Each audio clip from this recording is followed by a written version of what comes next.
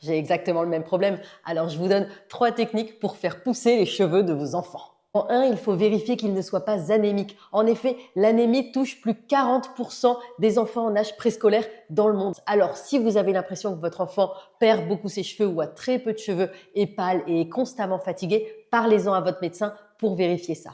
Autrement, si c'est juste un problème de cheveux, vous pouvez supplémenter votre enfant en fer. Alors pour ça, il ne faut surtout pas utiliser des compléments alimentaires pour adultes, mais il faut utiliser des compléments alimentaires pour enfants. Alors moi, personnellement, j'utilise ceux de chez Pediakid, et non, je ne suis pas sponsorisée. C'est le fer plus vitamine B.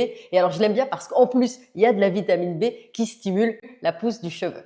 En 2, vous pouvez mettre de l'huile de ricin. Alors d'abord, vous essayez sur un tout petit coin de la peau pour être sûr qu'il ne soit pas allergique. Et après, vous prenez l'huile de ricin qui est une huile extrêmement gras et très épais et vous le mettez sur les endroits où ça pousse pas beaucoup. En général, c'est surtout aussi les golfes temporaux. En 3, finalement, un autre remède naturel qui est le romarin. Alors pour utiliser du romarin, il faut prendre quelques feuilles de romarin, les faire bouillir, les faire infuser pendant une vingtaine de minutes et puis vous laissez refroidir toute la nuit dans la casserole. Le lendemain, vous passez ça dans une passoire, mettez ça dans un pulvérisateur et pulvérisez les cheveux matin et soir de votre enfant. Le romarin est connu aussi pour stimuler la pousse des cheveux.